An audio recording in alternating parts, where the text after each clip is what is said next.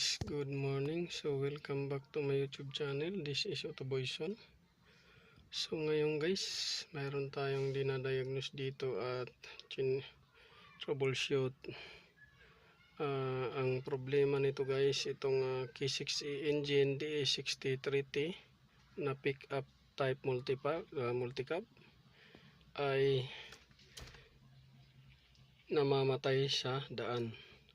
So mostly dalawa lang ang titingnan natin dito, yung computer ba ang nag-shut off or yung fuel pump ang nag-shut off.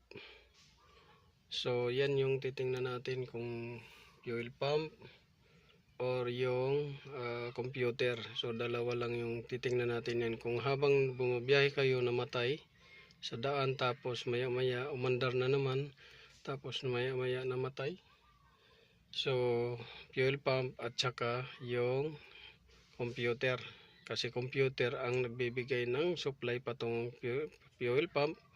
Baka siya yung dahilan kung bakit kina-cut off niya, dahil may shortage sa computer. Ngayon, kung ang bomba naman itself ang naging dahilan, dahil yung fuel relief valve niya ay palyado na, at yung fuel pump niya ay pagka uminit humihinto, so yan yung dahilan din. So ito yung unit na yun. Tapos na-perform na natin to guys. Magsisimula tayo dito sa spark plug. So bago yung spark plug natin, dahil nakita natin na pundi na yung spark plug. Tapos nag-check din tayo, nag-ignition yung coil. So nag-swapping tayo, nag-ignition yung coil sa isang unit. Easy start naman siya at walang problema ng ignition coil. So bago spark plug, ignition coil is good. So doon naman tayo pumunta sa injector. So mayroon naman supply at saka mayroong pressure sa injector. Yan. Tapos doon naman sa computer.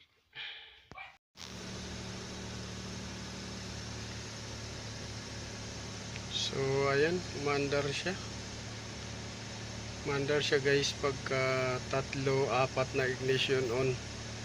So under lang siya pagka tatlo or apat na ignition on, para magpundo ng pressure sa pipeline niya patungo doon sa fuel rail niya. So confirm siya guys na yung pressure relief valve niya ay bumibitaw, hindi nag-hold ng pressure. So meaning pagka siksik na yung pressure, hindi niya hinohold yung pressure, binibitawan lang niya pabalik sa tangke. So yan yung dahilan kung bakit yung makina namamatay. So dapat hindi niya bibitawan yung pressure. So yan, umaandar siya. Kita nyo, walang check engine, walang kahit ano, wala. Umaandar siya. Pero pag namatay, tapos pag pinandar mo uli, ayaw nang umandar. Kailangan mong ignition on 3 beses, 4 na beses bago umandar. Tapos mga 15 to 20 minutes, 30 minutes, patay na naman siya. So fuel relief valve ang problema sa fuel pump. So papalitan natin ng assembly siya, dahil original pa niya to. So baka may magka-problema uli sa pump para isang trabaho lang.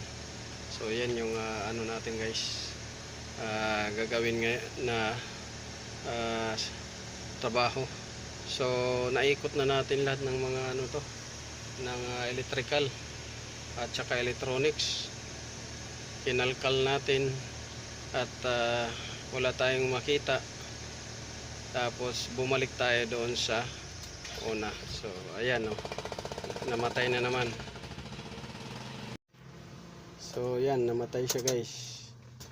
Pagka direkta natin yan paandarin, hindi yan naandar. Paandarin natin. Ayan, di ba? Patay siya. Off natin muna. Yan. Off natin. Tapos, pagkatapos off natin, yan, observe ko rin yan na kailangan mong papahinganin muna bago umano yung makina andar. So, meaning may problema rin sa fuel pump pagka matagal na siya magandar. Umiinit siguro. So, ignition on. Isa. Ignition on. Dalawa. Ignition on. Tatlo.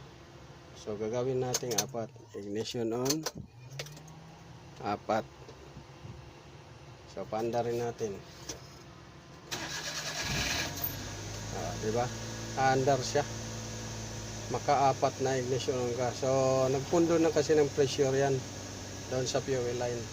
So, yan yung problema. So, wala tayong nakita sa electronics, electrical, kasi kinalkal na natin sa mga sensor, naglinis tayo.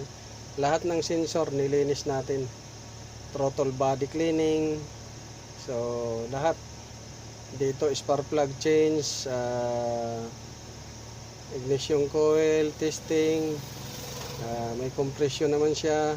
Tapos, throttle body cleaning, TPS cleaning, map sensor cleaning, manifold sensor cleaning, iyak valve cleaning. So, nag-cleaning tayo lahat, pati tangke, nag-cleaning rin tayo. At filter, so lahat inano natin ginawa, nag-cleaning tayo. Tapos, camshaft sensor at saka crankshaft sensor, cleaning tayo. So, ganun pa rin. Loose compression talaga doon, loose pressure doon sa fuel pump. So yun, sana nakakuha kayo ng kunting kalaman. This is Autoboyson. Maraming salamat. God bless you all. Ito maya maya guys, mamamatay na naman to.